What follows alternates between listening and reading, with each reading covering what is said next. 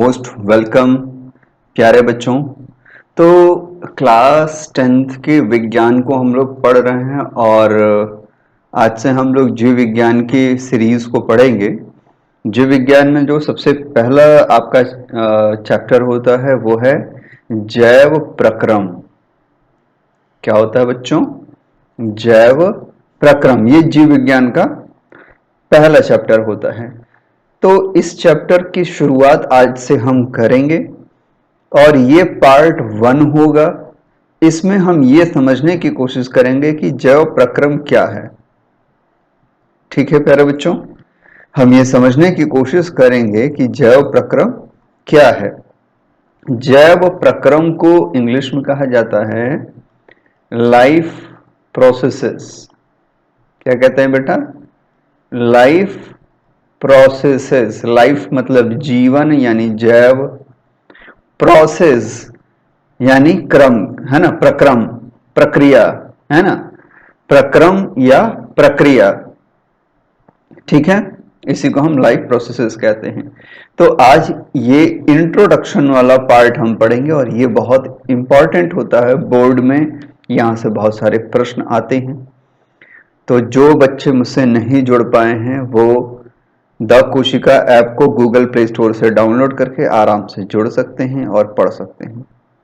चलिए हम आगे बढ़ते हैं और क्लास की शुरुआत करते हैं। ठीक, तो यहां से आपको डेफिनेशंस देखने को मिलेंगी और यहीं से हम अपना चैप्टर भी स्टार्ट करेंगे। तो सबसे पहले यहाँ पे ये जो परिभाषा लिखी है इसको हम समझने की कोशिश करते हैं। ये ठीक ठीक एनसीईआरटी की लाइन है, मैंने उसी को उठाकर यहाँ रखा है ताकि आपको पढ़ने समझने में बिल्कुल दिक्कत ना हो। जो कुछ भी मैं पढ़ाऊंगा सब एनसीईआरटी और उसके आसपास होगा ताकि आपके बोर्ड में 100% अंक आ सकें। चलें शुरू करें। ओके, जीवों का अनुरक्षण कार्य निरंतर होना चाहिए। ठीक है ना, यानी जीवों का अनुरक्षण कार्य मतलब मान लीजिए कि कोई शरीर में टूट फूट हो गई या क्या बोलते हैं जो जैविक क्रियाएं हैं उसमें कोई समस्या आ गई तो उसका लगातार रिपेयर होना चाहिए। क्या होना चाहिए? रिपेयर होना चाहिए, है ना। नहीं, जैसे कोई गाड़ी है, उसका कभी पहिया मान लीजिए गड़बड़ हो गया, हैंडल गड़बड़ हो गया, और अगर उसका रिपेयर नहीं करेंगे तो क्या होगा? वो गाड़ी हमेशा के लिए खराब हो जाएगी। ऐसा ही जीव भी होते हैं, जैसे हम भी एक जीव है, मनुष्य भी एक जीव है, पेड़ पौधे भी जीव है। तो सब में इस तरह की प्रक्रिया जो जीवन में जीवन को चलाने के लिए बड़ी ही आवश्यक होती हैं, उनका अनुरक्षण कार्य निरंतर होना चाहिए, है ना। यानी उनको हमेशा सुरक्षित रखना पड़ेगा, इसके लिए कार्य करते रहना चाहिए। किसको ये कार्य कौन करेगा? हमारा शरीर करेगा। कौन करेगा? शरीर करेगा। ठीक, शरीर में विभिन्न प्रकार के एंजाइम हैं जो अलग अलग प्रकार की रासायनिक क्रियाएं करेंगे। तो जीवों का अनुरक्षण कार्य निरंतर होना चाहिए। यह उस समय भी चलता रहता है जब वे कोई विशेष कार्य नहीं कर रहे होते हैं। मतलब हमें लगता है कि हम तो बैठे हैं, आराम से आंख मूंद के ऐसे बैठे हैं, हम तो कोई काम कर ही नहीं रहे हैं, तो हमारे शरीर से एनर्जी, ऊर्जा तो खर्च होनी नहीं चाहिए। गलत। अगर हम आराम से बैठे हैं या जब हम सो रहे हैं तब भी ऊर्जा खर्च होती ही होती है, क्योंकि तब भी हमारे शरीर में अलग अलग प्रकार की रासायनिक क्रियाएं, जैव रासायनिक क्रियाएं चलती रहती हैं। ये समझ में आ रहा है ना। यानी यह कार्य जो है, अनुरक्षण कार्य है, ये निरंतर चलता है। ये रुका यानी जैविक क्रिया रुकी तो समझ लीजिए जीवन लीला समाप्त, यानी हम मर जाएंगे। आ गया समझ में? जब हम सो रहे हों अथवा कक्ष में या कक्षा में बैठे हों, उस समय भी यह अनुरक्षण का काम चलते रहना चाहिए और चलता ही रहता है। ठीक है ना। तो वे सभी प्रक्रम, यानी वो सभी प्रक्रम का मतलब वो सभी प्रक्रियाएं, क्या बच्चों? वो सभी प्रक्रियाएं जो सम्मिलित रूप से अनुरक्षण का कार्य करती हैं, जो मिलकर के अनुरक्षण का कार्य करते हैं, उन सब को हम क्या कहते हैं? जैव प्रक्रम कहते हैं। क्या कहते हैं? जैव प्रक्रम, यानी लाइफ के प्रोसेस कहते हैं।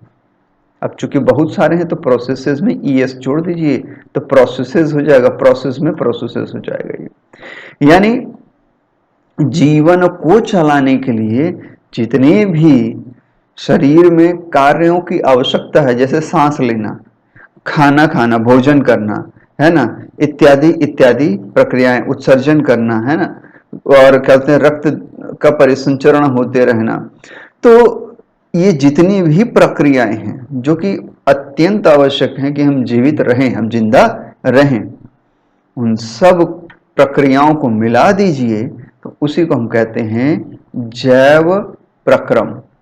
समझ में आ गया बच्चों? ठीक है, नोट कर लीजिएगा इसे। अभी क्वेश्चन आंसर भी करेंगे तो यही सब आपको फिर से लिखना पड़ेगा।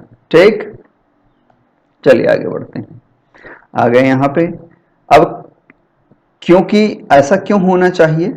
क्योंकि क्षति तथा टूट फूट रोकने के लिए अनुरक्षण प्रक्रम की आवश्यकता होती है, अतः इसके लिए उन्हें ऊर्जा की भी आवश्यकता होगी। ये समझिए, टूट फूट को रोकने के लिए शरीर में भाई जाहिर सी बात है, हल्का फुल्का तो हमेशा कुछ ना कुछ समस्या शरीर में बना रहेगा।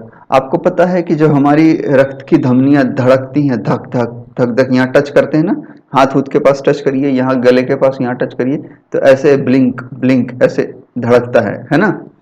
तो जो ये नस धड़कती रहती है, इस किस लिए धड़कती? क्योंकि हृदय की गति है, इससे दाब उत्पन्न होता है, दाब की वजह से वो जब रक्त आगे निकलता है तो धड़कता है। इसको कैसे समझें? तो जैसे एक पाइप है, एक तरफ से पानी का प्रेशर डालिए तो पाइप फूलता चला जाता है, और थोड़ा थोड़ा जैसे पानी आगे बढ़ता जाएगा वो फिर कम होता चला जाता है। तो एक बार तो उसे झटका लगेगा तो वो थोड़ा सा फूलेगा और फिर धीरे धीरे एडजस्ट करके सही हो जाएगा। वैसा ही है रक्त के साथ ये जो धक धक होता है, क्योंकि जब दिल ऐसे एकदम तेजी से धड़कता है तो खूब ढेर सारा ब्लड निकलता है और फिर धीरे धीरे धीरे वो सामान्य हो जाता है। आया समझ में ना? इसकी वजह से दाब पड़ता है रक्त धमनियों पर, सिराओं पर, तो वो टूट फूट हो जाता है। हल्का भाई रबड़ है, रबड़ को खींचोगे लेकिन कुछ दूर खींचने के बाद और खींच दोगे तो क्या होगा? टूट जाएगा। तो वैसा ही होता है कि दिल धड़क रहा है ना, सामान्य गति से, नॉर्मल गति से धड़क रहा है तो कोई दिक्कत नहीं, कभी कभी तेज गति से धड़कने लगता है ना, उस अवस्था में टूट फूट हो जाती है, और ये हमेशा हमारे शरीर में चलता ही रहता है। तो जब हम सो रहे हैं, उठ रहे हैं, टहल रहे हैं, तो ये टूट फूट हमेशा होता ही रहता है। इस टूट फूट को सुरक्षित करने के लिए, शरीर को बचा कर रखने के लिए अनुरक्षण की प्रक्रम हमेशा चलती रहेगी, यानी हमारे शरीर की रक्षा की जो स्टाइल है वो मेंटेन रहेगी। उससे हमेशा हम शरीर फिर से स्वस्थ रहेगा, अपने आप को क्या कहते हैं बीमार होने से बचाता रहेगा। अब ये कार्य करने के लिए शरीर को किसकी आवश्यकता होगी? ऊर्जा की आवश्यकता होगी। किसकी? ऊर्जा की आवश्यकता होगी, और यह ऊर्जा एकल जीव के शरीर से बाहर आती है। इसलिए ऊर्जा का स्रोत का बाहर से जीव के शरीर के अंदर स्थानांतरण करने का कोई प्रक्रम होना चाहिए, है ना। तो भाई मान लीजिए सूर्य देवता हैं, ये कौन है? सूर्य देवता हैं। सूर्य देवता से जितने भी हरे पौधे हैं, कौन बेटा?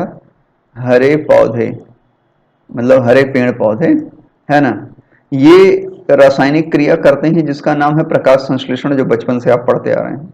जिससे ये क्या बना लेते हैं? ये बना लेते हैं, क्या बना लेते हैं बेटा? ये बना लेते हैं भोजन।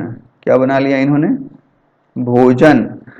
ये भोजन जब तक हमारे शरीर में जाएगा नहीं, ये इसका पाचन नहीं होगा, फिर इसका श्वसन और दहन नहीं होगा, तब तक हमें ऊर्जा नहीं मिलेगी, तब तक हमें ऊर्जा नहीं मिलेगी।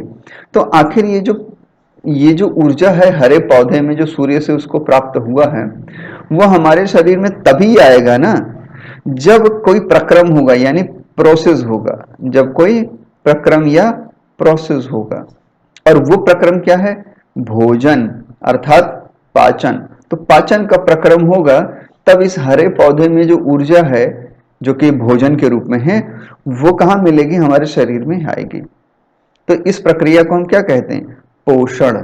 तो एक बहुत ही इंपॉर्टेंट प्रक्रम क्या हो गया बेटा? पोषण, या इसी को न्यूट्रिशन अंग्रेजी में कहते हैं। अंग्रेजी में क्या कहते हैं? न्यूट्रिशन। आ गया समझ में? अब इसी तरह से जब न्यूट्रिशन हो जाएगा, भोजन पक जाएगा, भोजन हमारे शरीर में पहुंच जाएगा, सॉरी पक नहीं जाएगा, हमारे शरीर में आ गया, मान लीजिए उसका पाचन हो गया अच्छे से, अच्छा पोषण हो गया हमारा। अब पोषण का फायदा तो तब मिलेगा जब उससे हमको ऊर्जा मिले, है ना? पाचन तो हुआ लेकिन पचे हुए भोज्य पदार्थ से जब तक ऊर्जा नहीं मिलेगा तो फायदा नहीं होगा। तो पचे हुए भोज्य पदार्थ से जब ऊर्जा मिलता है तो इस प्रक्रिया को हम कहते हैं श्वसन। क्या कहते हैं? श्वसन। तो ये भी एक प्रक्रम हो गया, प्रोसेस हो गया, है ना? तो ऐसे बहुत सारे प्रक्रम होते हैं जो एक दूसरे से जुड़े हैं और शरीर के संपूर्ण विकास के लिए, अनुरक्षण प्रक्रम के लिए बहुत ही ज्यादा इंपॉर्टेंट है। समझ में आ गया ना? इस ऊर्जा के स्रोत को हम भोजन तथा शरीर के अंदर लेने के प्रक्रम को पोषण कहते हैं। यानी जहां से ऊर्जा मिलेगी वो तो हो गया भोजन, जो उसका सोर्स होगा, स्रोत होगा, है ना? स्रोत कौन होगा? भोजन। और शरीर के अंदर जब लेंगे और उसका पाचन करेंगे तो ये हो गया पोषण। ये समझ में आया? यदि जीव में शारीरिक वृद्धि होती है, यानी शरीर बढ़ता है, जैसे पेड़ की लंबाई बढ़ रही है, हमारी लंबाई चौड़ाई बढ़ रही है, तो इसके लिए उसे बाहर से अतिरिक्त कच्ची सामग्री की भी आवश्यकता होगी, है ना? अब कच्ची सामग्री मतलब क्या? तो भाई प्रोटीन, है ना? मान लीजिए क्या क्या आवश्यकता पड़ते हैं भाई? तो प्रोटीन की आवश्यकता होगी। इसके अलावा क्या आवश्यकता होगी? तो कार्बोहाइड्रेट की आवश्यकता पड़ेगी। इसके अलावा क्या आवश्यकता पड़ेगी? वसा इत्यादि की आवश्यकता पड़ेगी। इसके अलावा क्या आवश्यकता पड़ेगी? तो खनिज पदार्थों की आवश्यकता पड़ेगी। इसी तरह से बहुत सारे चीजें हमें आवश्यकता होती हैं ताकि हमारा शरीर वृद्धि कर पाए। क्योंकि पृथ्वी पर जीवन कार्बन आधारित अणुओं पर निर्भर है ना? कार्बन को हम कहते हैं ऑर्गेनिक मॉलिक्यूल्स। कार्बन आधारित अणुओं को हम क्या कहते हैं? ऑर्गेनिक अणु, ऑर्गेनिक मॉलिक्यूल्स। ठीक? तो क्योंकि पृथ्वी पर जीवन कार्बन आधारित अणुओं पर निर्भर है, अतः अधिकांश खाद्य पदार्थ भी कार्बन आधारित हैं। इन कार्बन स्रोतों की जटिलता के अनुसार विविध जीव भिन्न प्रकार के पोषण प्रक्रम को प्रयुक्त करते हैं, मतलब यूज करते हैं, है ना? जैसे जो जितने भी जीवित जीव हैं, यानी जितने भी जीव हैं, ये मुख्यतः अगर हम बांटना चाहें तो मुख्यतः दो प्रकार का पोषण करते हैं। एक स्वपोषी जीव होते हैं और दूसरा परपोषी जीव होते हैं। परपोषण,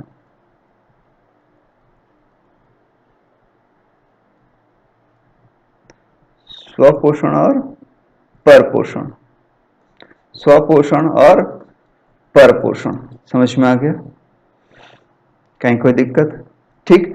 तो विभिन्न विभिन्न प्रकार का जो पोषण प्रक्रम है उसका मतलब यही है कि कुछ तो स्वपोषण करते हैं, कुछ परपोषण करते हैं। अभी इसके भी अलग अलग प्रकार हो सकते हैं, लेकिन फिलहाल आप जानिए कि स्वपोषण और परपोषण।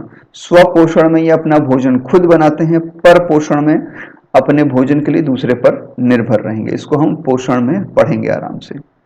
ठीक है बेटा? चूंकि पर्यावरण किसी एक जीव के नियंत्रण में नहीं है, बहुत सारे जीव जंतु हैं, है ना? अतः ऊर्जा के ये बाह्य स्रोत जो हैं विभिन्न प्रकार के हो सकते हैं।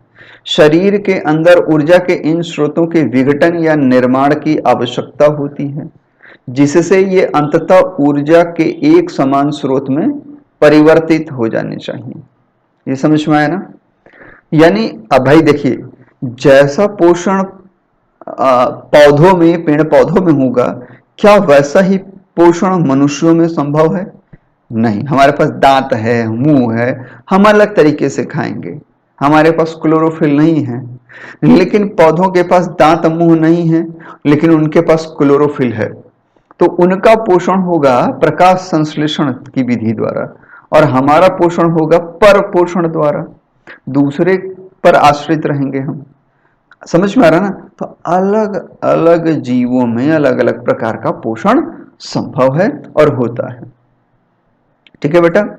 यह विभिन्न आणविक गतिविधियों, अब आणविक का मतलब कि भाई जितने भी ब्रह्मांड में पदार्थ बनते हैं, बनते तो अणु से ही है ना, इसीलिए इसको आणविक कहा गया है। यह विभिन्न आणविक गतियों के लिए एवं विभिन्न जीव शरीर के अनुरक्षण तथा शरीर की वृद्धि के लिए आवश्यक अणुओं के निर्माण करने में उपयोगी है।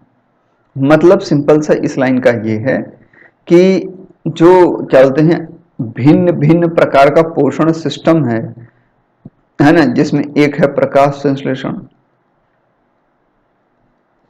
ठीक।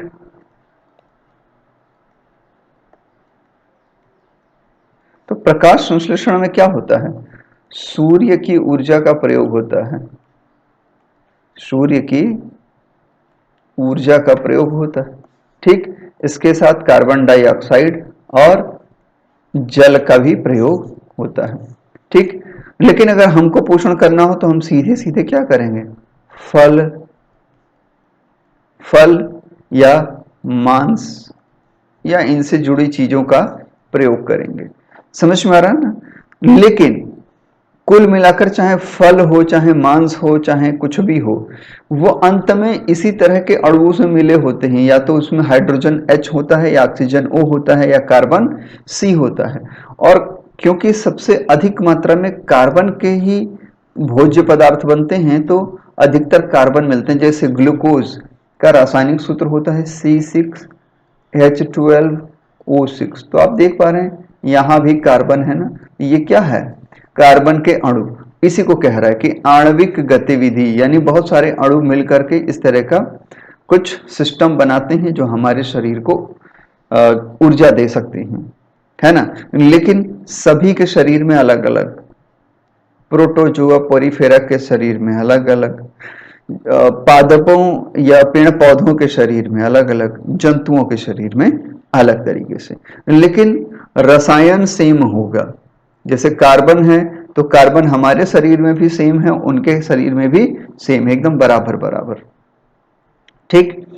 अब ये जो क्या बोलते हैं, जो जैव प्रक्रम है, जैव प्रक्रम है, जिसको कि हम पढ़ रहे हैं और ये समझ रहे हैं कि ये क्या है, हमारे पोषण से लेकर वृद्धि से लेकर के हर एक चीज, जो प्रक्रम, जो सबसे मुख्य मुख्य प्रक्रियाएं हैं, उनको मिला लीजिए।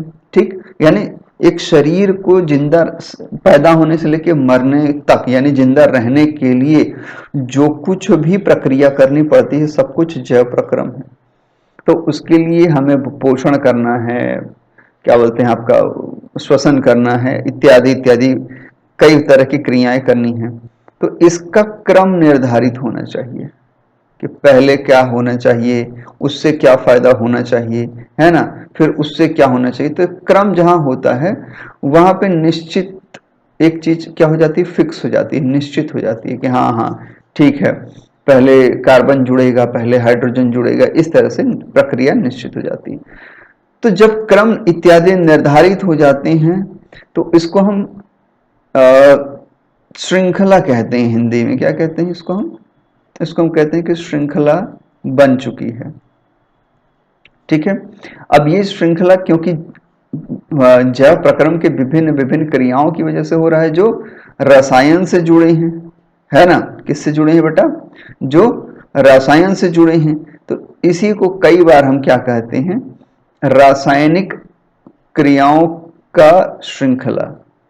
ठीक है ना? रासायनिक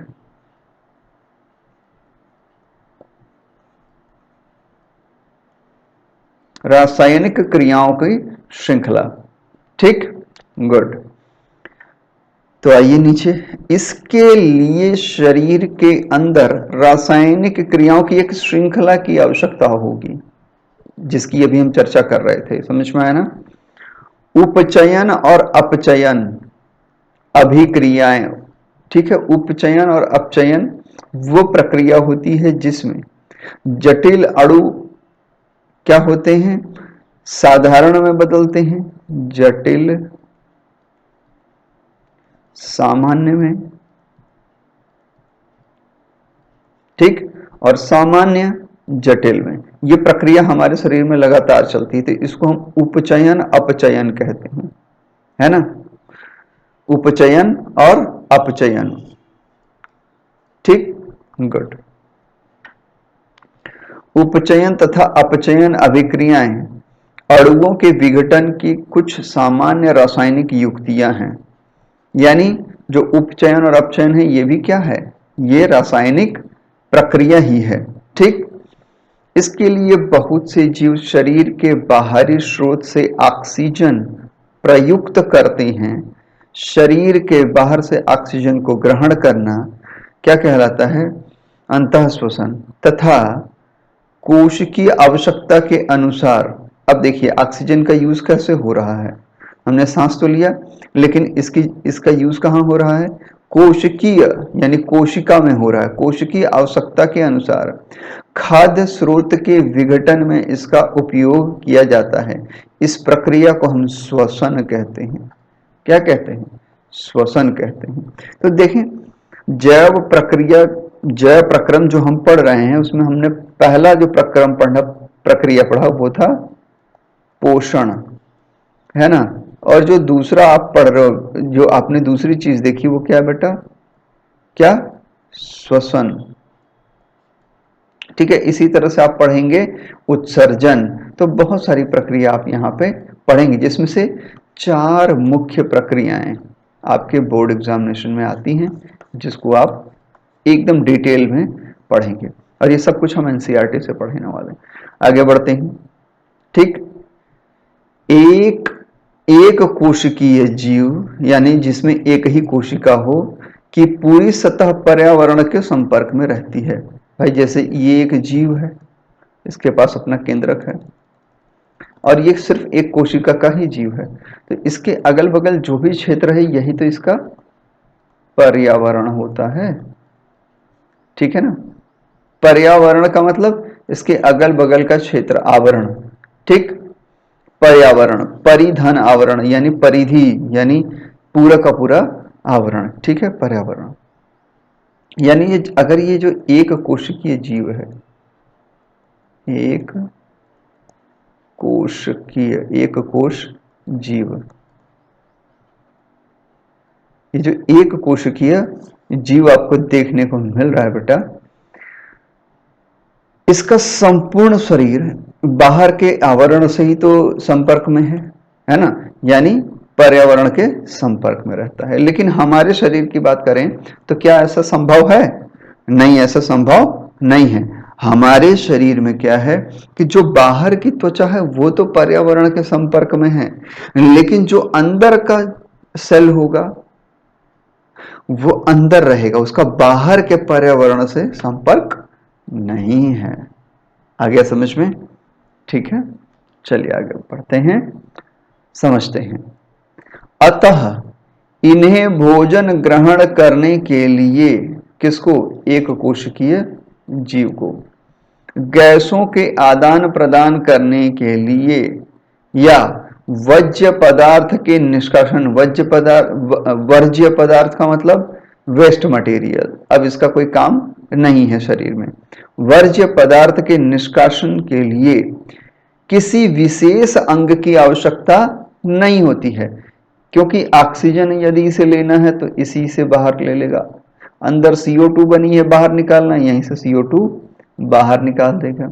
यहाँ कोई वर्ज्य पदार्थ है, परासरण की विधि द्वारा, विसरण की विधि द्वारा ये बाहर निकल गया। तो इस तरह का कोई भी कार्यक्रम होगा, इसके लिए इसको विशेष अंग की आवश्यकता नहीं होगी। इस सामान्य सतह से स्वतः से ही इसका आदान प्रदान हो जाएगा। ठीक है, ये समझ में आ गया बच्चों। लेकिन जब जीव के शरीर का आकार बढ़ता है तथा शारीरिक अभिकल्प अधिक जटिल हो जाता है, अभिकल्प मतलब बनावट, शरीर की जो बनावट है जब और अधिक कॉम्प्लेक्स जटिल हो जाती है, तब क्या होगा? तो बिल्कुल तब उसको बाहर से ऑक्सीजन और अंदर के वर्ज्य पदार्थ को बाहर निकालने के लिए अलग अलग अंगों की आवश्यकता पड़ती है। बहुकोशिकीय जीवों में सभी कोशिकाएं अपने आसपास के पर्यावरण के सीधे संपर्क में नहीं रह सकती, अतः साधारण विसरण सभी कोशिकाओं की आवश्यकताओं की पूर्ति नहीं कर सकता।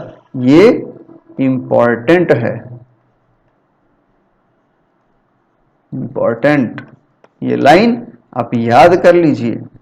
ठीक है, हम पहले भी देख चुके हैं कि बहुकोशिकीय जीवों में विभिन्न कार्यों को करने के लिए भिन्न भिन्न अंग विशिष्टकृत हो जाते हैं। जैसे पकड़ने के लिए हाथ है, चलने के लिए पांव है, देखने के लिए आंखें हैं, सुनने के लिए कान है, यानी हर एक कार्य के लिए एक अलग अलग अंग बढ़ता है। और इस तरह के विशेष संरचना को हम क्या कहते हैं?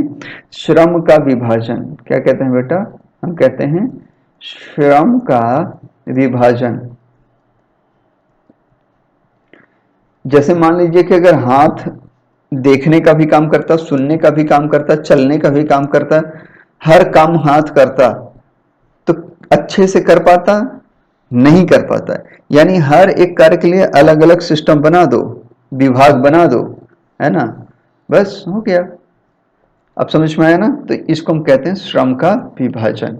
तो जटिल जो जीव होते हैं जितने भी, चाहे वो प्लांट्स हों चाहे एनिमल हों, इससे कोई फर्क नहीं पड़ता, है ना, चाहे वो पौधे हों या जंतु हों, जितने जटिल होते चले जाएंगे, जितने बड़े होते चले जाएंगे, वैसे वैसे उनमें श्रम का विभाजन भी बढ़ता चला जाएगा। आ गया समझ में? गुड। हम पहले भी देख चुके हैं कि बहुकोशिकीय जीवों में विभिन्न कार्यों को करने के लिए भिन्न भिन्न अंग विशिष्टकृत हो जाते हैं। हम इन विशिष्टकृत ऊतकों से तथा जीव के शरीर में उनके संगठन से परिचित हैं। क्लास 9th में, क्लास 8th में हम लोगों ने ये पढ़ रखा है। ठीक, इसलिए कोई दिक्कत नहीं है। अतः इसमें कोई आश्चर्य नहीं है कि भोजन तथा ऑक्सीजन का अंतर्ग्रहण भी विशिष्ट ऊतकों का कार्य है ना। अब भाई सांस लेने के लिए हमें श्वास नाल और फेफड़े की आवश्यकता है, लेकिन क्या भोजन को भी हम श्वास नाल और फेफड़े में डाल सकते हैं? ऐसा नहीं हो सकता, डालते ही मृत्यु हो जाएगी। आ गया समझ में? तो इसीलिए अलग अलग अंगों की आवश्यकता पड़ती है, परंतु इससे एक समस्या पैदा होती है। क्या समस्या है भाई? यद्यपि भोजन और ऑक्सीजन का अंतर्ग्रहण कुछ विशिष्ट अंगों द्वारा ही होता है, परंतु शरीर के सभी भागों को इसकी आवश्यकता होती है। भाई जिंदा रहने के लिए ऑक्सीजन चाहिए, ये तो आपको पता है, लेकिन सांस तो हम केवल नाक से लेते और फेफड़े में जाता है, लेकिन फिर भी पूरे शरीर को आवश्यकता है, पूरे शरीर को आवश्यकता है। आप समझ में आ रहा है ना? धीरे धीरे देखिए जटिलता बढ़ रही है। तो इस स्थिति में क्या होगा, है ना, इस स्थिति में भोजन एवं ऑक्सीजन को एक स्थान से दूसरे स्थान तक ले जाने के लिए वहन तंत्र की आवश्यकता होती है। तो एक और तंत्र आ गया, वहन तंत्र। अगर इसको अंग्रेजी में कहें तो ट्रांसपोर्ट सिस्टम। जैसे आपको विद्यालय से अपने घर जाने के लिए या जहां पे आप रह के पढ़ाई कर रहे हैं वहां से अपने गांव जाने के लिए बस, स्कूटर, बाइक या किसी न किसी साधन का प्रयोग करना पड़ता है ना। तो वही वाहन तंत्र कहलाता है, ट्रांसपोर्ट सिस्टम कहलाता है, जिसमें एक स्थान से दूसरे स्थान तक जाया जा सके। ठीक है, इसी प्रकार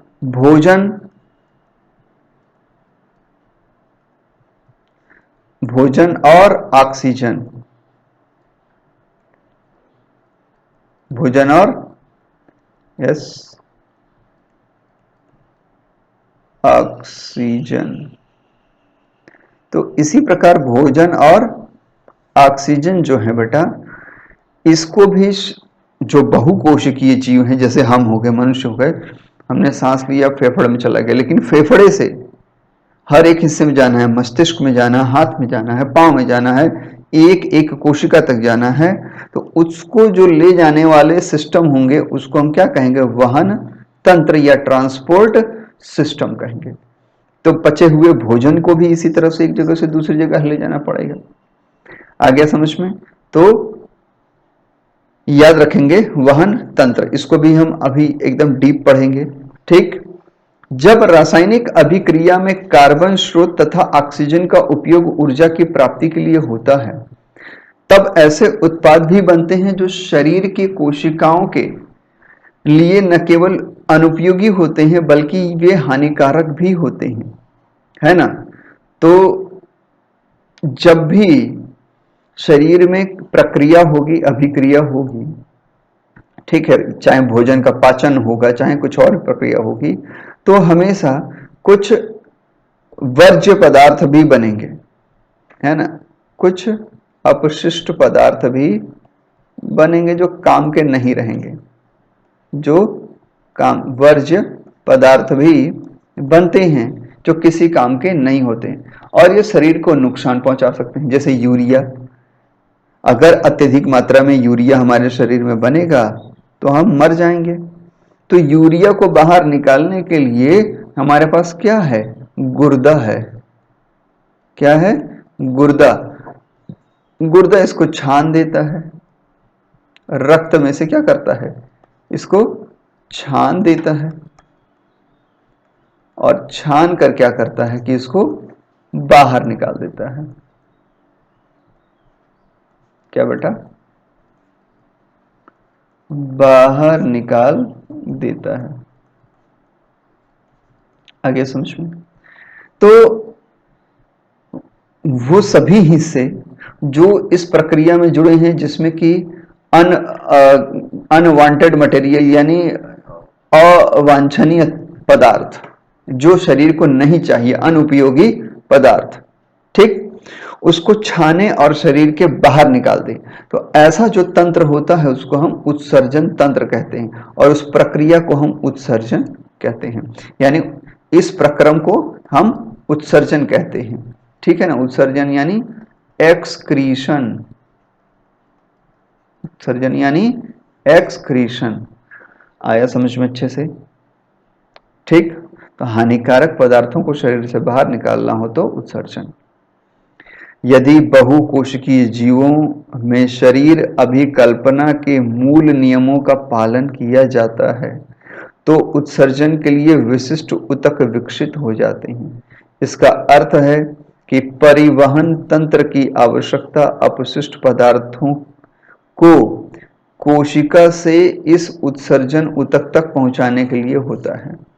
ठीक, परिवहन तंत्र बहुत काम करता है ना? ऑक्सीजन को एक स्थान से दूसरी जगह ले जाता है, कार्बन डाइऑक्साइड को एक स्थान से दूसरी जगह ले जाता है, भोज्य पदार्थ जो पचे हुए भोज्य पदार्थ हैं उनको एक स्थान से दूसरे स्थान पर ले जाता है, अपशिष्ट या अनुपयोगी पदार्थों को एक स्थान से दूसरे स्थान पर ले जाता है। तो इस तरह से आप देख रहे हैं कि जितने सिस्टम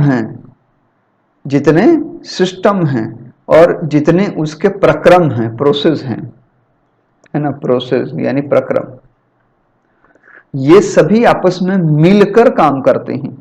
तो जीवन को बनाए रखने के लिए, जीवों के अंदर जीवन को बनाए रखने के लिए ये सभी के सभी प्रक्रम आवश्यक हैं, क्योंकि जीवन को बनाए रखने के लिए बहुत आवश्यक है जिससे जीव भी बचा रहे। इसीलिए इसको आप क्या कहते हो बेटा? इसको आप कहते हो जैव प्रक्रम। क्या कहते हो? जैव प्रक्रम। आया समझ में ना? Good, okay. अब अगले चैप्टर में, मतलब इस चैप्टर का जो पार्ट 2, 3, 4, 5 अभी आगे हम पढ़ेंगे, उसमें हम एक एक प्रक्रम को पढ़ेंगे, है ना। सबसे पहला प्रक्रम हम यहाँ जो पढ़ेंगे वो होगा पोषण। लेकिन आज के लेक्चर में, आज के क्लास में बस इतना ही, इसका रिवीजन करिएगा। अब एनसीईआरटी के कुछ प्रश्न हैं जिसके उत्तर मैं आपको बोलता रहूंगा, आप आराम से इसको कॉपी में नोट कर लेना। हमारे जैसे, यानी मनुष्य की बात हो रही है, हमारे जैसे बहुकोशिकीय जीवों में ऑक्सीजन की आवश्यकता पूरी करने में विसरण क्यों अपर्याप्त है? याद रखेंगे, विसरण क्यों अपर्याप्त है ना। ये समझ में आ गया? क्योंकि भाई क्यों अपर्याप्त है? क्योंकि जैसे एक कोशिकीय यदि जीव है तो इसका संपूर्ण हिस्सा, एक कोशिकीय जीव का संपूर्ण जो हिस्सा है वो पर्यावरण के लगातार संपर्क में है।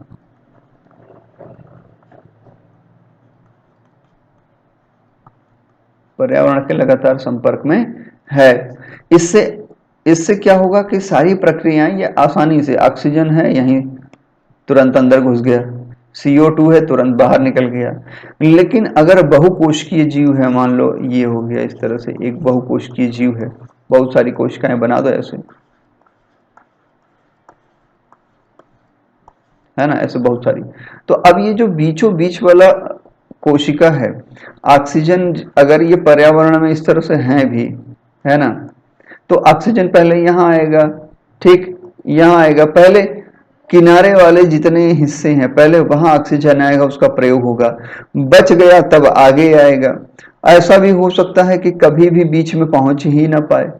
इसीलिए बहुकोशिकीय जीवों में विसरण द्वारा ऑक्सीजन की पूर्ति संभव नहीं है। इसके लिए विशेष परिवहन तंत्र की आवश्यकता पड़ेगी, ठीक, एक अलग प्रक्रम की आवश्यकता पड़ेगी, ठीक है, श्वसन जैसे प्रक्रम की आवश्यकता पड़ेगी।